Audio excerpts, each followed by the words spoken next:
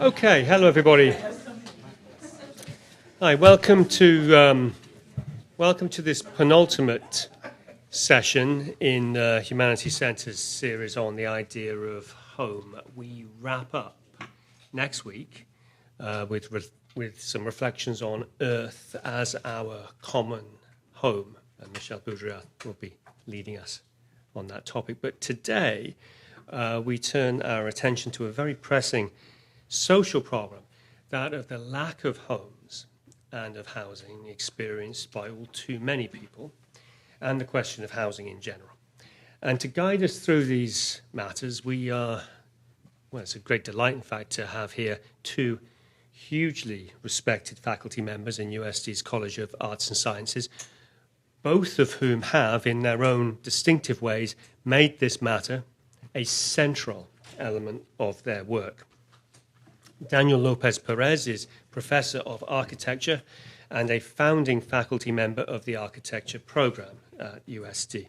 He received his PhD from Princeton University and is a specialist in the historiography of modern architecture and its relationship to contemporary questions of technology, design research, material, and environmental culture.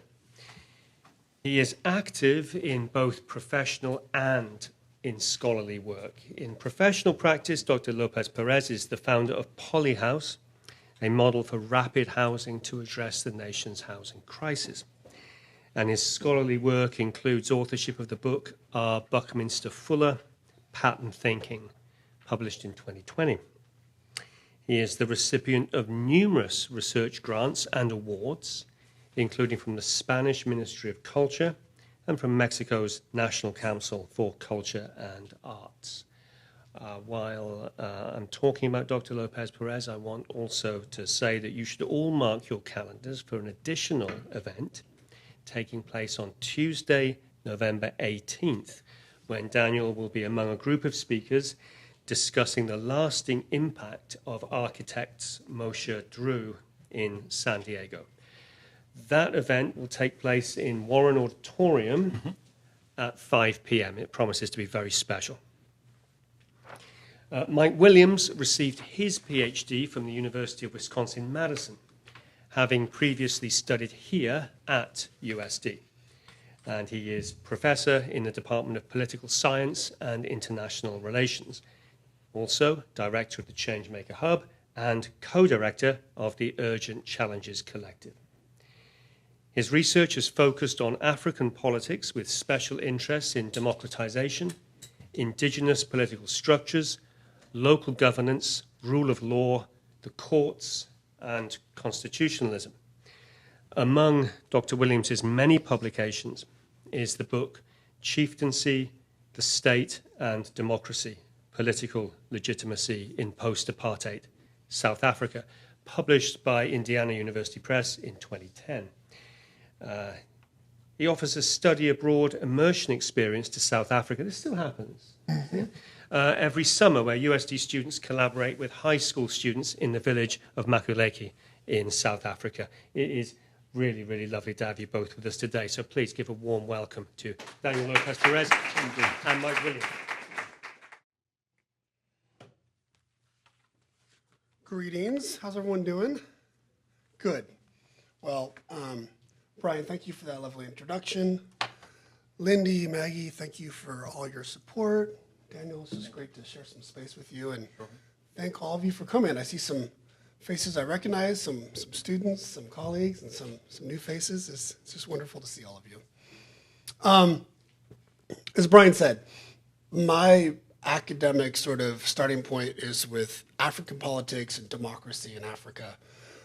The issue of homelessness came on my radar screen about 6 or 7 years ago. I was sitting in the meeting in my capacity as director of the Changemaker Hub, and we were having a discussion about homelessness in San Diego, and someone said, "What are we doing as a campus on homelessness?" And people looked at me, and I said, "I don't know. I guess we'll find out together." And that kind of started this journey of doing some research, doing some teaching, learning more. The through line between, I think, Africa and homelessness, I'm interested in democracy. I'm interested in people living good lives in their democracy. And this issue of homelessness here in San Diego is one I think that challenges that. It challenges what we mean to have a welcoming community for all who live here. So I'm definitely not a foremost expert on this topic, and I'm happy to share with you what I've learned and give you some things to think about for the next 20 to 25 minutes, and then I'm welcome to your insights and comments and suggestions as we go. So let's start with, and I'm going to be zooming in and out today in terms of like looking at some particular issues and then zooming out more broadly. I want to just, I mean, as a social scientist, we also have to ask, like, how do we know things, right? How do we know how many people are experiencing homelessness in any one area? This is the latest numbers here in San Diego by city, by county, by the different jurisdictions. There is a federal definition of homelessness. Housing and Urban Development has a definition, and you are considered homeless even if you are staying in a shelter, because it is not a regular or fixed housing. So that is why you'll see here on this printout, you see that in the total region, it was, total sheltered is 4,495, total unsheltered in 2024 was 6,110. That's how we know. But how do we know that? Well, every 2 years, the federal government requires every county to do a point-in-time count if they're going to get federal money for this. In San Diego, we do it every year. And basically, it's volunteers. It's 1,700 people who get up at 3 a.m. in the morning. They go to their local church or library. They meet up at 4 a.m. They're given maps of a little census tract, and they drive around and try to count people sleeping outside. It's very, very inaccurate. It's an undercount for sure. So whatever these numbers, whatever you hear, it's definitely an undercount. I've done this a few times. Hopefully some of you have done it a few times. And the time I did it, we were driving around this neighborhood that I had lived in, so I was very familiar with it. And we were driving up and down these areas for hours, and I was thinking, we're not going to see anyone here. These are residential areas, I just know. But I said, we're going to go to this park where I've been coaching Little League for the last 5-6 years, and I know people are there. So we drive up, and we see people there. We walk up from behind this thing, and people are in an encampment, and they're sleeping, and you're kind of instructed not to wake people, right? Not to disturb them. If they're awake, then we offer them socks and water, get some information. But I was trying to count the feet I was seeing out of this thing, and I estimated maybe 6 people were there or something. And we went back to the church, the headquarters, and we had our count. I think all in all, we found 10 people sleeping outside that morning. I went home, and I was just thinking about it. I was thinking, I just know there are more people than that. And I was thinking, I probably disturbed them. We were walking around trying to be quiet. So I go back up there, and now it's about 12 o'clock, and everyone's out and about. It was like 22 people. And I offered them the socks and water I had. I talked to them about their experience. And to me, it just highlighted, wow, like we really undercounted that a lot. And we wouldn't even have known to go to that area unless, I would have known to go there. So this is the best we can do, which I think about a social issue where we rely upon volunteers to give us the size of the problem. And I think you can make your own sort of judgments about whether we're doing as good a job as we can with this. So that's the point of time count. That's how we know how many people are experiencing homelessness. Now, the WHO, maybe not for anyone in this room, I often run into my neighbors and sometimes my students who are just learning about this issue, and they have a certain conception or a misconception about who is experiencing homelessness. Because the people that we would most likely see here in Linda Vista or maybe downtown are those people that we would define as being chronically homeless. That means they've been on the streets for a year, or they've been on the streets for 3 or 4 years at a time, 2 months at a time, 3 months at a time. They've been out there a long time. Those people are very visible. They are most likely the ones suffering from mental illness, suffering from addiction. And we sort of assume that must make up the entire population, when we know that those who are chronically homeless make up between 30 and 40% of the population, most communities. It's a minority, right? But it's the ones we see. And the more we do research, the more I've done research on this and I've learned about it, the more I've been just like amazed of my own misconceptions, right? Lots of kids, lots of families, lots of people living in their cars, lots of people working and using their workplaces to shower before they go to work. Lots of people you're walking by on the street and you don't know that they're experiencing homelessness when they are. So, and I probably put too much text on my slides sometimes. So, and if any of you want access to these slides, we can definitely get you access to them. They're open for you. But yeah, just some of the basic kind of facts about this. I just want to say two things about these two bullet points here at the bottom. The San Diego River Park Foundation, they started off as a foundation thinking about pollution in the San Diego River, and about 5-6 years ago, they realized they had to start doing something with the people who were living at the river. So they teamed up with this organization called PATH, and now they are also doing a count of the people living at the river. And there's outreach workers who go out there. They are willing, they've taken me and my students down there for a river walk. It's pretty startling. You walk, you park down there at where the trolley is, or you park at the YMCA and you walk 30 feet and all of a sudden you're finding people who are living at the river.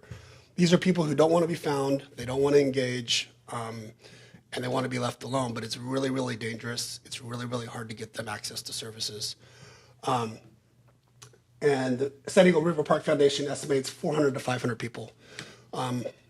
I've learned, Michelle probably knows this, like it only takes like 3 or 4 inches of rain in San Diego County to really cause a flooding of, I'm sure we all know this because we live in Mission Valley. A lot of people lose their lives when we get rains because these waters come so quickly.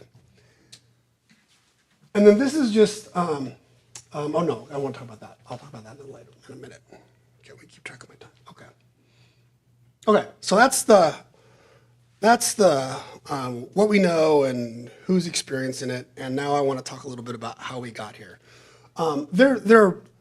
This is my best guess of how we got here. And I'm going to talk about some things that have to do with San Diego, just the cost of living that I think all of us feel, all of us know this. I'm just going to give you some numbers so you can buttress that feeling with some actual facts and think about it. But as Daniel and I were talking before, I know Daniel's going to talk about it. If we want to solve homelessness, we just need more housing. It's one of these issues where we know what to do. And communities, some communities like in Utah and in Houston, they have basically got to a zero count of homelessness because they've been able to build the housing. So it's beyond my expertise to go into the details of why it's more costly to build housing here in San Diego, right? But that's a major factor. And then these anti-vagrancy laws and the red line, I want to make the argument that we have a cultural streak in us as Americans from the very beginning where we just have some stereotypes and some bad attitudes about people who are low income. And I just want to kind of make that argument with you with some historical analysis. So that's where we're going to go with this. This is a wonderful resource I like to share with students. I like to share with my neighbors. I like to just tell them what's going on in San Diego. This updates every year. So what this is telling us is that the median income in San Diego County is $130,000.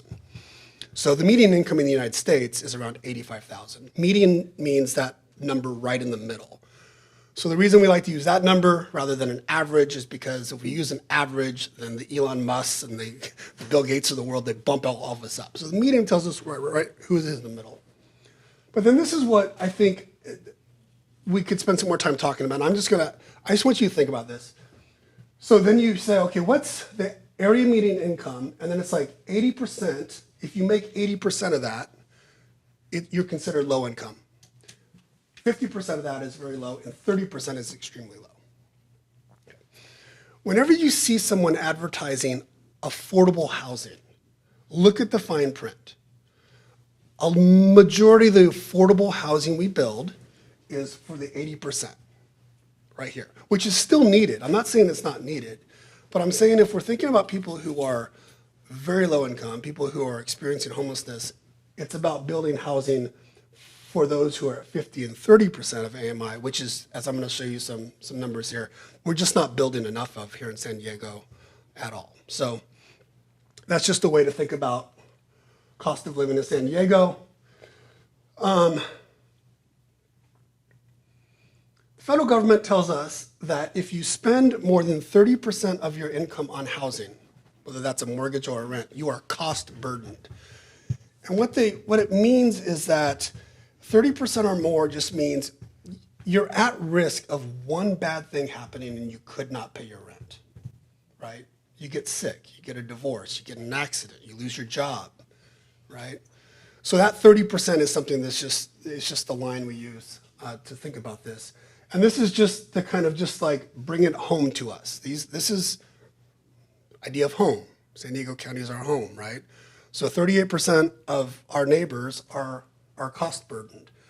This math is it's 449,000 households, and then it's like, the county says household is average 2.7. It just gives you the number of people.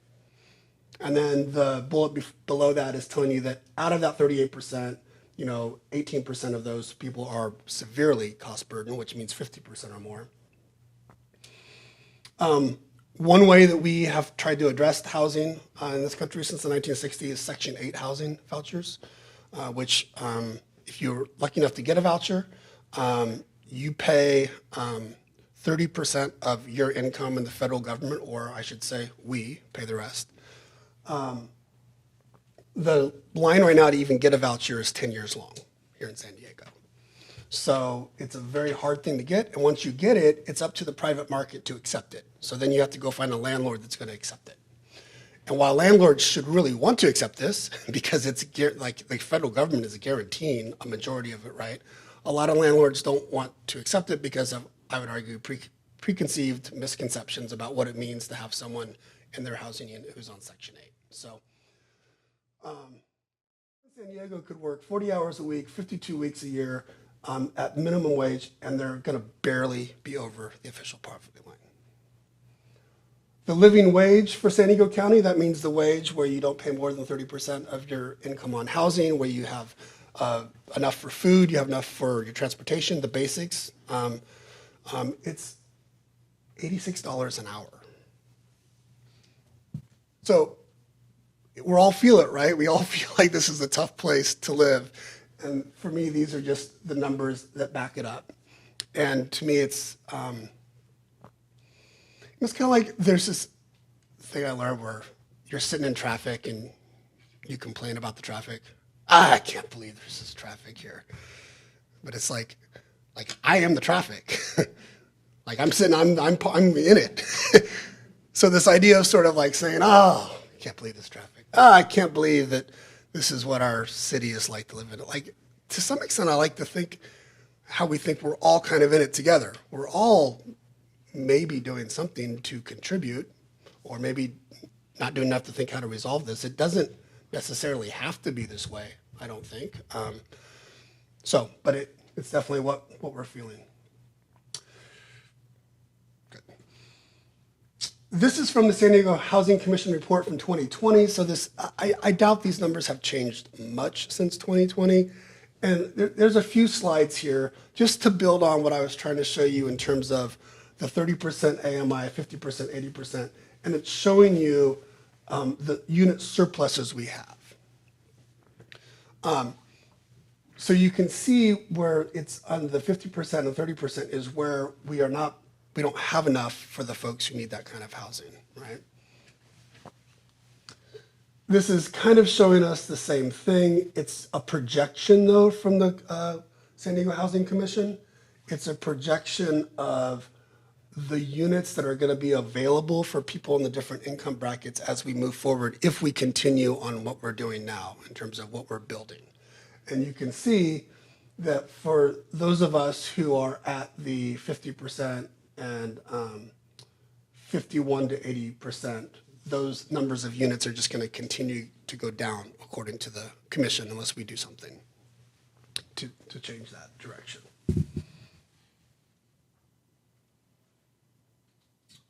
Let me just think what I wanted to highlight here. Yeah. Two things here I want to highlight here. I know there's a lot of information up here. I have a couple more slides to show you this. The way homelessness and the way being cost burden in our county works is it's like it works in the rest of America. It's disproportionately hitting people who are Black Americans or Hispanic Americans, right? So this bullet here, 38% of San Diegans and more than 50% of Black San Diegans spend more than 30% of their income on housing. So that idea that this issue is hitting our citizens of color more so than it's hitting white citizens. And this final bullet point I like to have up there because I think this is just good advocacy. This to me is just good activism. Sometimes like I can tell, like these numbers, they start to blur you. It's like, oh my gosh, you're gonna show me another slide with some depressing numbers. So how do we turn that into a story that people can understand? Well, if you wanna talk about the number of children who live below the poverty line in San Diego County, and you tell people it would fill up Petco Park twice, I think that's a way to share information in a way that maybe sticks. And I just would encourage my students, I'd encourage all of you to think about how we can do that better, how we can convert these numbers into something that is more compelling, like that maybe will leave a lasting impact, because that really leaves an impact on me. I'm sure it does with you as well. This is from the American Community Survey. So this is census data, U.S. Census data, and they run these things called American Community Surveys where they can look at census tracts and counties and stuff. So this is just telling you about poverty by race in San Diego. So it's just telling you what the overall county rate was in 2020, and it's showing how it's disproportionately affecting different members of our community. Again, this is something we know happens nationwide, and it's just, I think it's important to realize that it's happening in our area as well. And same thing in terms of income spent on housing, how it's disproportionately affecting Black and Hispanic San Diegans more than white San Diegans. I so much want to just ask you, have a question, you want to talk about it, but I know I have time. I know that's not the way these things go. So I'm just going to keep going through this and we can talk later. Okay, so I just find this stuff fascinating. So bear with me as I explain this for 2 minutes. In the 16th and 17th century in England, the Elizabethan Poor Laws were written up, right? And these were laws that were written up like, if you're idle, if you're not working, we're going to put you in jail, right? Or we're going to make you work, right? Also, something interesting about these laws, they were also called laws of settlement, because these laws also said that you were only obligated to help those who were poor if they were from your community, right? So if someone was walking through your community and they weren't from there, then you'd be like, oh, sorry, we can't help you, right? Go back to your community. And to me, this history, this idea of punishing people because maybe they are unable to work or they're unable to work and make a standard of living where they can not be on the streets, and this idea of, we hear it all the time here in San Diego, right? Well, all these people are coming to San Diego to be homeless, right? Like that matters. And then second, okay, that's a reason not to provide support. We even hear it, Escondido. I've talked to officials in Escondido. They're so mad. I can't believe people from Vista are coming into Escondido and using our shelters. This conception of home that this series has been talking about, how do we think of it? Is the home really our city limits? Is it our block? Is it the county? So we have a history of tending to want to provide different benefits based on whether you're from there or not. And in California, our very first Anti-Vagrancy Act was passed in 1855, right after we became a state. So I'll let you kind of read through this. First section is just the template. This is what most states were coming up with in the 1850s. And it's basically saying, look, if you're idle, if you can work and you're not working, we can put you in jail for 90 days. For not exceeding 90 days. This act is also known as the Greaser Act because they had this second section that applied to those who were Spanish-born or of Indian descent. And it also said not only would those folks, if they're caught being idle, they go to jail for 90 days, but they could be unarmed and they may face even more imprisonment. So that's why it's called the Greaser Act. It's because of Section 2 here about how it signaled out those of Spanish and Indian descent. Why I think this is important is because I think it shows a certain cultural tendency of ours to want to have these boundaries about who should be in our communities, who should be out, and then what responsibilities we have to them. And I think I'm going to try to make the argument that we're still doing it today, although it's not as crass as this. The other thing I just wanted to mention, I'm sure all of you know, or no, I shouldn't assume that. If you don't know, redlining is a thing that has happened in our past. It was officially outlawed in 1968 with the Fair Housing Law.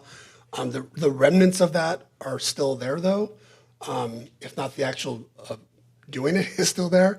I just find this map fascinating because I don't have the next slide to show this, but if you wanted, you could map today in San Diego different neighborhoods and whether they are high, medium, or low income, and it kind of still maps to where places were redlined. So for those of you who don't know, in the 1930s, the federal government said to banks, they said, okay, if you're going to go out and give loans to people to buy homes, we want you to tell us, you better find out where's the at-risk places to give loans and where's the not at-risk places. Those that were most at risk were colored red, so it's called redlining. And those places did not get favorable mortgage rates, so people were more likely to lose their homes. Those places were most always places where it was people of color and low-income folks. So in 1936, San Diego, following this federal guideline, came up with our plan. And you can kind of, again, I'm happy to share these slides with you. I know it's a lot to get through. But yeah, I think that one of the reasons we see a disproportionate number of non-whites in San Diego struggle with housing, I think, can be some through lines, some causation back to the history of redlining. Okay, so what do we do? Well, we need to adopt the Housing First policy. Housing First policy came about in about 2010, and it said, look, for people experiencing homelessness, what they need first and foremost is to get off the streets. We have to get them off the streets. We have to get them into secure housing, and then we can address all the other issues that are going on. Mental health issues, addiction issues, work issues, family issues. But we can't do it if they're still on the street. This policy has been in effect since 2010. It's where all the federal money was going. It looks like, well, it doesn't look like President Trump is executive order to reverse Housing First policies. The policy before that was called Housing Readiness, and it basically said before you can get a home, you have to be sober. Before you get a home, you have to get a job. Before you get a home, you have to take care of your mental illness. That policy, there's just bounds of literature that it's not as effective. So as long as Housing First is still the policy, it's still the policy here in San Diego. It needs to be implemented. We have a plan to do that we passed in 2019. We should think about what it would be like to implement that plan. And then, I can't say this more forcefully enough, like we've got to stop criminalizing homelessness. It's just bad policy. It's not helping. It may be making the problem less visible to some of us, but it's definitely not helping the issue. In 2019, right before COVID hit, San Diego adopted this big plan. We had discussions about this plan over in the KIPJ. And this was going to be the 10-year plan. We were going to build lots of housing. We were going to build more shelters. We had targets for youth and for vets. COVID hit, and it kind of spun this all out of control. What also happened, though, is that you can see this is a lot of money. $1.9 billion over 10 years. That's a lot of money for a city to spend. So there was a ballot initiative in 2000 called Measure A that was going to raise our property taxes from $3 to $15. And it was going to raise $900 billion. So a large portion of that, it was going to be for housing, specifically for housing. That measure, got 57% of the vote, but it needed to get a 2/3 majority. And I have to say this right now because I want to tell my kids that I said 66.67% of the vote. You don't get 67. Okay, 67% of the vote. Did not get that. Sorry. That was a long way to go for that, I know. Because we have a law that we have to raise taxes on ourselves, it has to be 2/3. It can't be majority. So we didn't pass that law, and now this plan is just hasn't been implemented. San Diego, our home, our community, has the lowest number of permanent supportive housing per capita of the 18 largest metros in the entire nation.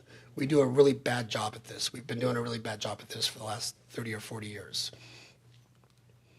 What we seem to be doing a little better job at is passing laws to criminalize folks who are experiencing homelessness. You look at these big reports from these nonprofits out there, and San Diego is highlighted as the city that is doing a lot, doing the most, right? We're making a name for ourselves in terms of making it really hard for people to sleep outside.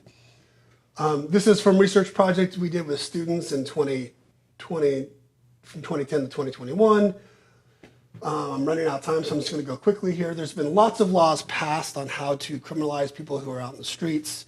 Encroachment's my favorite to talk about. Encroachment was literally a law in the books that said business owners could not have their trash cans out on the sidewalks to block people from walking around. That law was then reinterpreted and used to give people tickets for sleeping outside.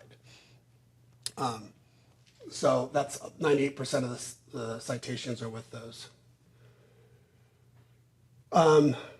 This is a nationwide trend. A lot of cities around the nation are criminalizing homelessness. I'm sorry, I'm going to speed up. I don't want to take Daniel's time. Encampment bans. This is what the San Diego kind of led on this. Well, Vista actually led on it. Vista passed its first encampment ban in 1968.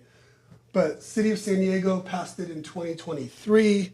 That law was then copied and pasted by former Mayor Blakespeare, and now it's part of state law on encampment bans. We make it so if you're within 500 feet of a school or a trolley station or a park, you just cannot sleep there at any point. Other places you can, but at only certain times. And you can do this whether there's any shelter available or not. Meaning you could go to someone and say, we don't have any shelter to offer you, but we're going to give you a ticket or we're going to put you in jail for sleeping outside.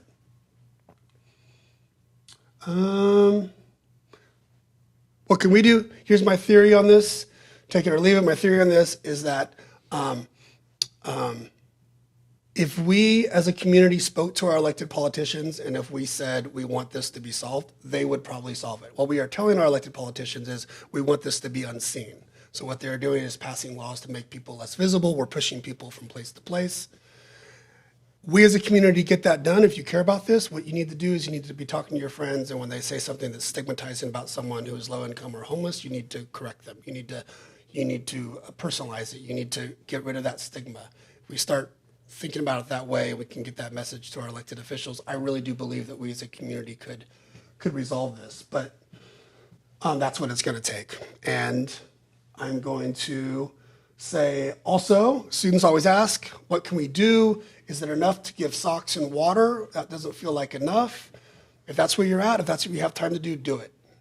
But what you also need to do is you need to go to your city council meeting or your community meeting when they're talking about building a low-income housing unit and have your voice heard. I think we can do both.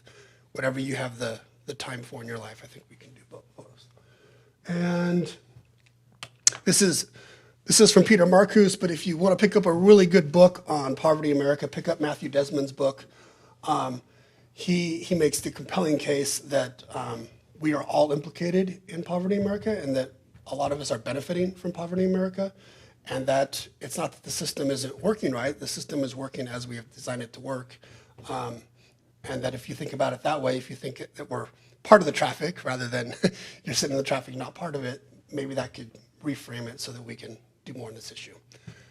So that's what I got. Thank you very, very much for your time. Thank you. Thank you, Mike. Yeah, there's quite a lot to kind of think about. But before I do, I wanted to thank Brian, thank Dean Noel Norton. I wanted to thank Mike, Maggie, Lindy, Sue, Sally, all of our friends, some of my students. I gave them a lot of extra credit points to join me. So I'm grateful you're here. We often don't have enough opportunities to talk about our own work. So students at times don't know a lot of what our faculty do. I'm also grateful that Celine, my co-partner in this venture, is here. Thank you for joining us tonight. When we think about, and Mike just drove it home with facts and tough questions. When we think about housing, we can't not be empathetic, right? So this question is so large. We're empathetic to our students, where will you live? We're empathetic to our city officials. How will they process more housing? We're empathetic to nonprofits that want to do the best they can. We're empathetic with the people that actually build these things.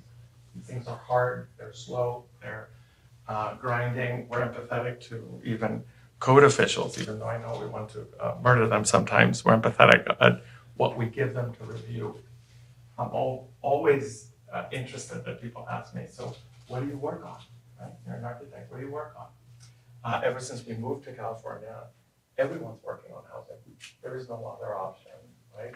I'm thinking in our program, we have entire upper division studios dedicated only to housing, only to community plan updates, only to working with the city. And we know that the questions that exist in the world are much more complicated than what we can imagine in the abstract. So I'm really proud of our program and our students trying to tackle small chunks of this. I'm going to speak about something very, very small and very specific in this very, very large problem. And I could spend, it was very difficult to think about what would I speak about. I could spend hours talking about the research that our students have done towards different parts of this problem and its immensity. So if you bear with me, I'm just going to speak about this alternative model, this prototype that we've been working on recently. So it's interesting. What do you work on? We work on housing. How do we build housing today? So let's start with that very specific question. We know that in other industries, we've stopped building things one line at a time, that there's intelligence to the transformation of form, right? Airplanes are not built one line, one rib at a time, although they were. Same with boats, right? That there is no linear moments in an architecture at a specific scale. We are back here, right? Imagine the complexity of having to assemble something that has hundreds and hundreds and hundreds and hundreds of pieces, and that it's always different, right? So we enter that problem, that very specific urban infill detached housing, a model of, imagine 20 units and below, small urban infill lots, by proposing a building technology through the lens of the system. Can we be systematic about the way that we assemble these homes? When you think of much larger buildings, when you think of buildings 20 units and above, think of 60 units, all you have to do is drive down to Fashion Valley and see all these buildings going up. They get built very quickly. You close your eyes, they're highly industrialized. When you think of smaller projects, right, urban infill projects of 20 units and below, we are back here. Very slow. Our general contractors don't have time to go and do R&D. They don't have technology. Nobody serves them technology. So our mission is to bring technology that's revolutionizing huge buildings, very, very large buildings, down to this scale, down to the detached unit scale. We could talk at length about wealth, accruing wealth loss to HOAs. We could talk about life between an apartment and a separate unit. We could talk about wealth, accruement, and individuality. We could talk about the empathy of a family wanting to have their own structure, right? So all of those things come back to that kind of empathy. for our model in polyhouse, the prototype I'm speaking about, this is the paradigm shift. Can we reduce hundreds and hundreds of pieces onto a systematized system that reduces them immensely, right? Can we go from linear to panelized system?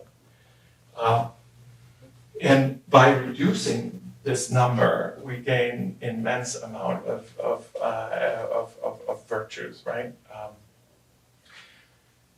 Polyhouse taps into cross-laminated timber. This is the latest technology in our discipline. And it goes back, and it has all kinds of contradictions, because at the end you're talking about massive pieces of wood, and what can't be older than massive pieces of wood building houses, right? So there's all these paradoxes that we can talk about.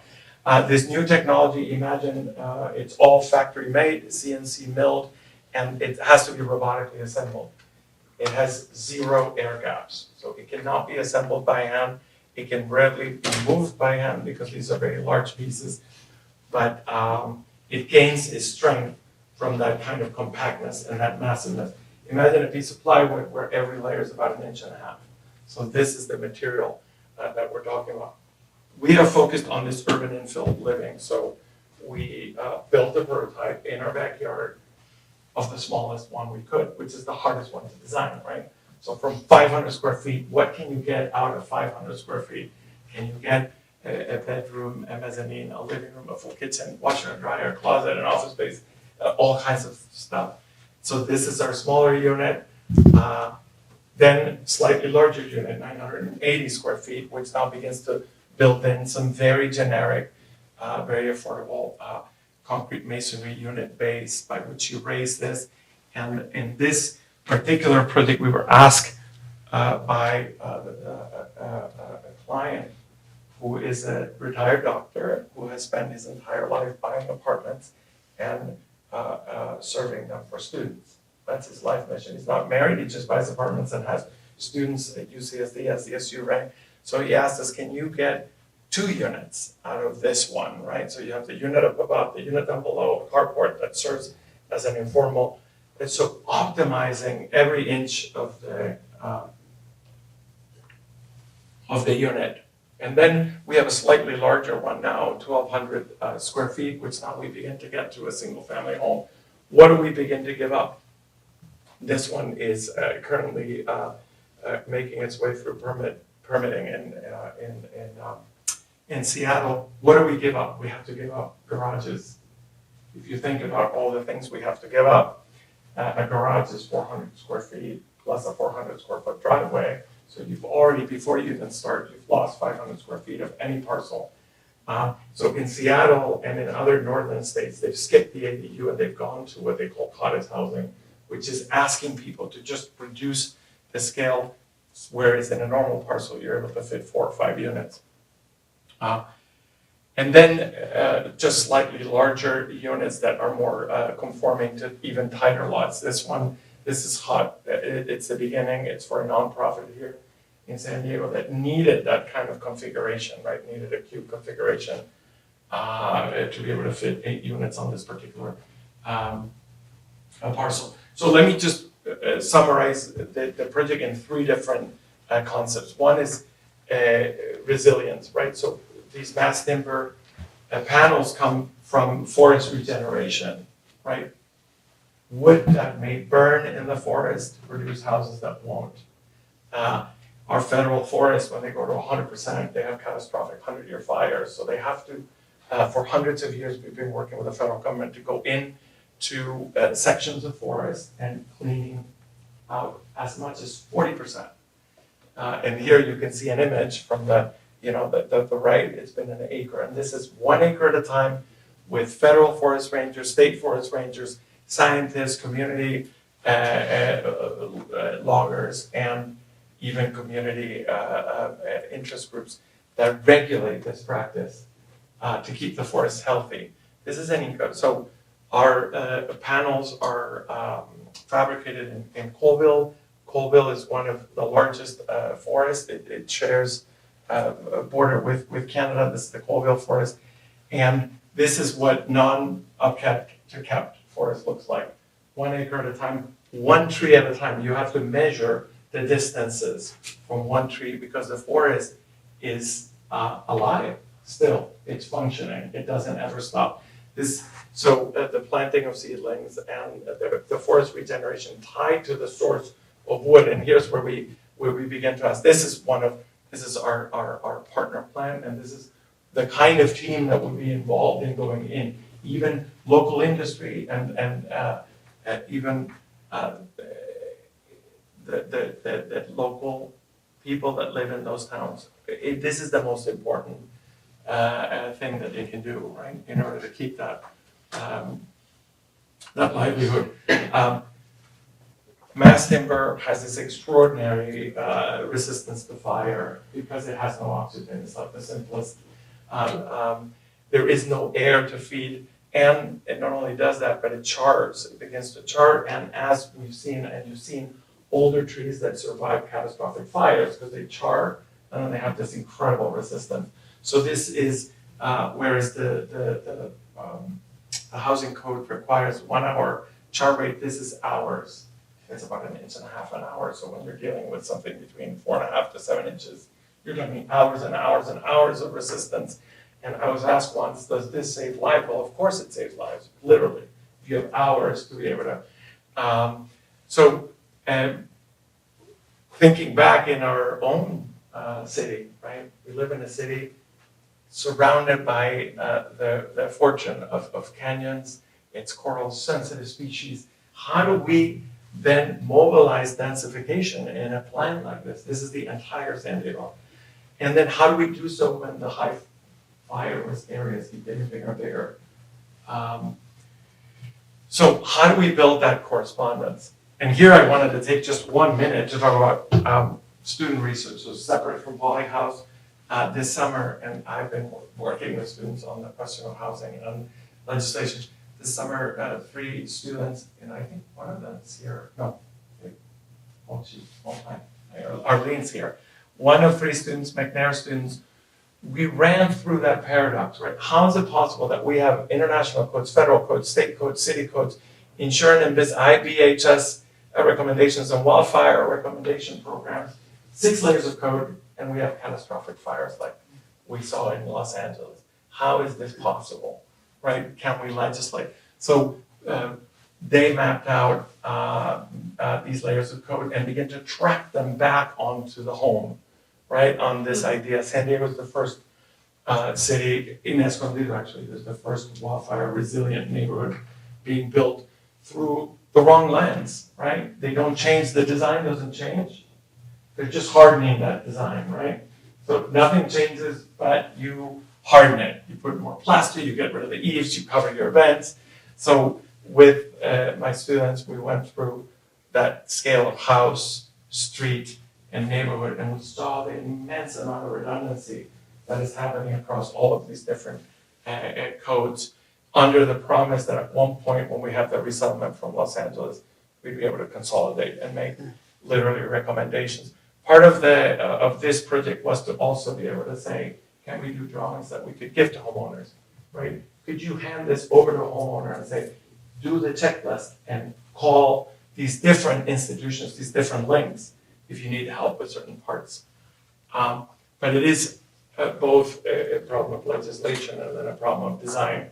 And I say that in the most generative way. Our discipline is being asked to redesign. We can no longer continue to build as we have. We cannot longer, we can't. So second aspect, the speed. Our discipline is fascinated with speed. Can we build houses as fast as possible? Can we build one house in a single truck? The unit was fabricated, the panels were fabricated in 22 hours, driven down from Washington State, one truck, 64 panels, 3 high-rise framers, 3 days, right? So we see this kind of immense convergence. CNC mill, completely robotically fabricated, using the oldest material for building, conceived, right, wood. Here's the truck arriving, staged up in the back of our house, and the stem wall foundation already all plumbed, ready to receive the panels. And we made a point of hiring the 3 framers that were going to assemble this and not meeting with them before, not once. They just showed up. They estimated they could assemble this thing in 5 days. The plant told us it was 22 minutes per panel, so that was 3 days. So there was this like, everybody holding their breath. They meant the 22 minutes per panel. And we see here the different thicknesses. So the floor is 5 ply, and the plant, because they deal with very large projects, right? Their normal project, a normal project in that plant is 40 trucks. This house was 1 truck. So they make this app that everybody along the way has. The truck driver, everybody, all the barcode, every panel is measured and panelized and optimized on the truck, optimized on the delivery, optimized on the assembly. And 22 minutes per panel, 3 days. So this is halfway through the second day. Minimal scaffolding, using a rental boom lift available everywhere. The plant reminds itself, so they only have boom lifts, that little truck that lifts the pieces, that can be rented everywhere because you don't need heavy equipment.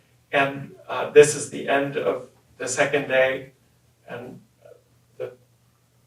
we can see how the panels come. Minimal assembly, reduction of joints, and absolute precision, no deviation. See the joints here. And the thing effectively assembled itself.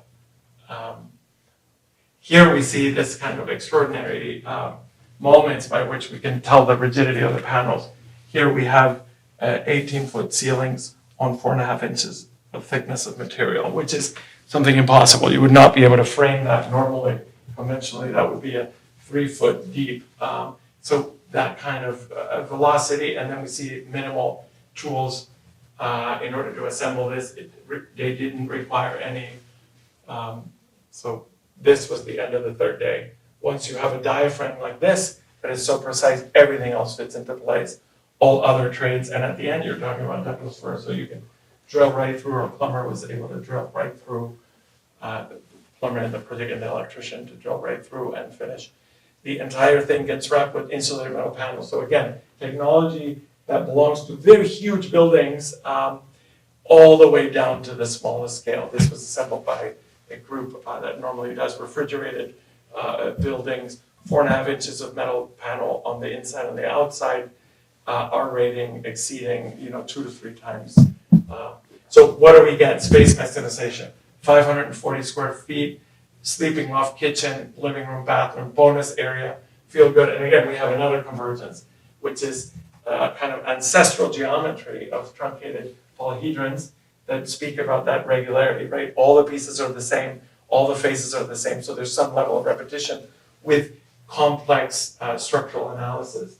This is not analysis that looks at lines as simple engineering does, but it's non-linear analysis, which is surface-based. So we are very proud to be the smallest project that this company, Fast and F, they're a global engineering firm specialized in mass timber, and we convinced them, we called them and said, we cannot afford to have you work on this project, and you cannot afford to work on something this small, but the problem is so big that you have to do it. So they stuck with us, completely fascinated, and they're working on these models, right? Which we are very proud to say are the smallest project. They collaborate with very large, I think they've worked on the Walmart campus, 3 million square feet of mass timber. So we're very proud. We're also very proud to have been granted the patent that spoke about that kind of regularity. And are we able to find repetition, right? Are we able to find regularity, repetition to minimize the complexity of the pieces? We think a little bit about that systems thinking. Right now, the city of San Diego is receiving 500 square foot at a time of projects that are all different. So you talk about what slows down systems. Why is housing so hard? Our discipline is oblivious. We start from scratch every time. The homeowner is oblivious. I want a window here. I want a door here. I want my bedroom to be different than my neighbor's. Every house is different. And at the end, even when you maximize, even when we have the ADU revolution and we can build 40 units in our backyard, they're all different. So suddenly put yourself in the shoes of a planner that has to approve 500 square foot at a time. They're all different. So the systems thinking on the form has to do with the systems thinking on the plan that has to do with some level of flexibility. Obviously, these forms can rotate and can be truncated and can respond to different heights, but have that systems thinking embedded into them. Can we repeat? Can we reference permits from one project to another? Are we able to begin to introduce some systems thinking into it? So finally, the unit, as it stands, finished with Aline and our daughter Alethea, and then all the panels, and seeing that kind of biophilic sense of this is the first time in 6 decades where the state of California allows you to expose structural wood, because this wood doesn't burn, and so different, unique things. We could speak about all the kind of finishes. We studied every single element to have that kind of systematicity, but also to have that kind of sustainability in mind. And speaking to industrial design from the 1950s that would explore laminated wood in an industrial setting like the Eames, talk into this new technology, and then making the most every inch of every space the most possible.